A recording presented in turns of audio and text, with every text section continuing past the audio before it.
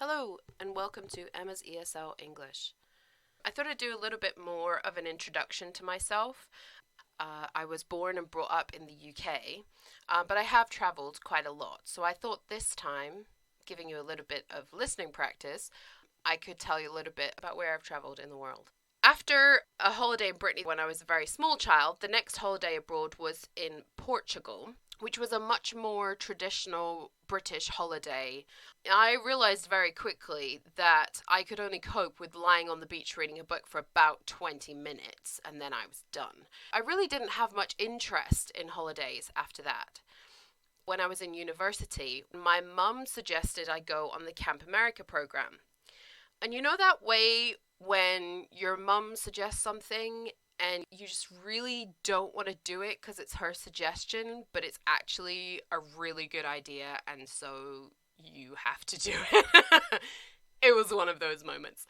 I had to because it was such a good opportunity. I'd always loved America. It wasn't something that I could avoid. So I went on the Camp America program. That was the first time that I'd traveled abroad by myself.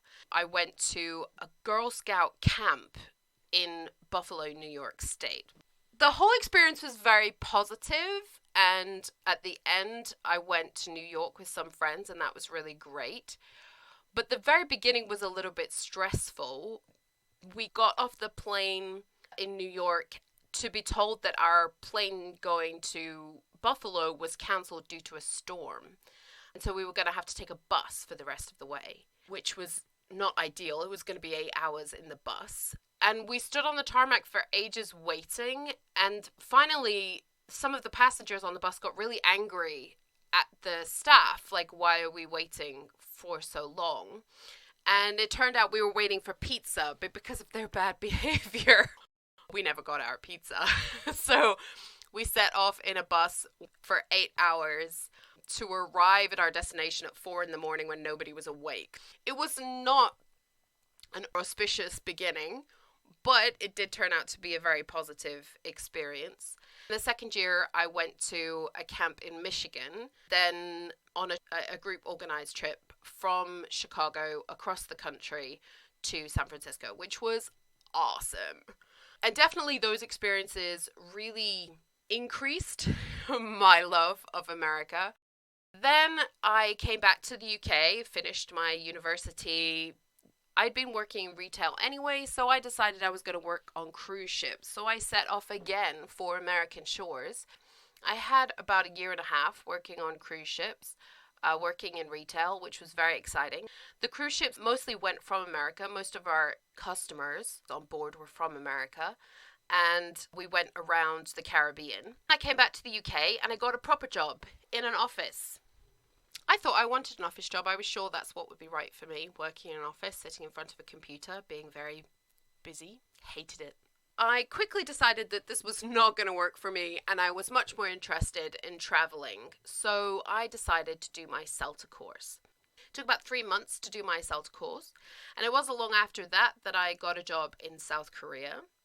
Why South Korea, you ask? It was another girl on the course with me who said straight away she was going to South Korea, and I said, but why?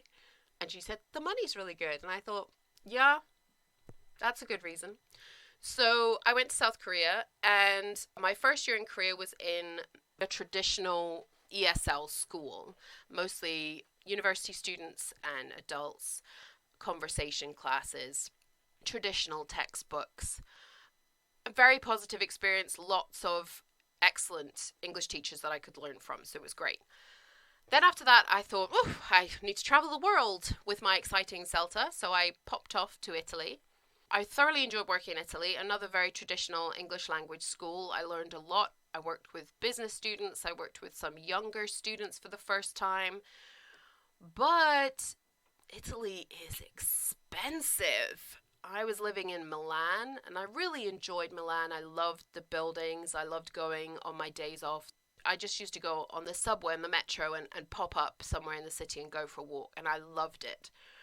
But a little too expensive. So I decided to go back to Korea, but this time into the public school system. I ended up spending another 6 years in Korea, and I worked in middle schools, going from 12 adults in a class to 36 preteens was kind of fun. While I was in South Korea, I started volunteering at an animal shelter. In the beginning, I was fostering cats, and then when I went back, I started working with the dogs and building a volunteer program. I realized that there were a lot of foreigners living in Korea who missed their pets back home. I learned how to manage volunteers, which is what I ended up doing when I came back to the UK. While I was in Korea, I had the opportunity to go to China twice. The first time, over Chinese New Year, we went to Beijing, Xi'an, the Great Wall. In Beijing, the fireworks started at 8 o'clock at night and went until about 4 in the morning. And it seemed like everybody in the entire city had bought their own fireworks. I sat up all night watching fireworks and taking pictures out of my windows. The second time I went to China, I went on an organized trip from Hanoi in Vietnam through into the south of China. My final year in Korea, I went to Japan a couple of times, at which point I really wished I'd started going to Japan a lot sooner. I went to Kyoto, and I really loved Kyoto so much that I went back twice in 1 year. I loved it. It was so peaceful. What I really found interesting between the three countries was the very deep difference in culture. Similarity, of course, there's huge similarities too, but there are some really very big differences. I don't think as a Westerner, I'd had any kind of education about anything past Germany. So finding out all of these nuances of these different countries was really, really interesting. I love learning about different countries, different societies, which is one of the reasons I'm an English teacher, because I get to chat to all of my students and learn who they are and what it's like in their country. So it was really cool for me to see, for example, temples in each of those three countries, because it really demonstrates the very vast difference in culture, in religion, just so many things about those countries. It's really cool. After my last year in Korea, I came back to the UK, and I've been in the UK now for 5 or 6 years. I did have one little trip abroad when I first came back, which was to Paris, because when I was in Korea, all of my students used to ask me, have you been to Paris? And I always had to say no. And every time I thought, this is so stupid. I'm on the other side of the planet, but I haven't visited a place right on my doorstep. And I had a job where I was traveling all over the UK, so that was really fun to get to know my country again. Finally, a year and a half ago, I moved back to live very close to my parents in the northwest of England. And maybe we will talk a little bit more about that next time. This has been Emma's ESL English. I look forward to hearing from you. If you have any questions, please email them to me at emmaseSLEnglish@gmail.com. You can go over to my website, which is emmaseSLEnglish.com. And I look forward to hearing from you soon. Have a great day. Bye.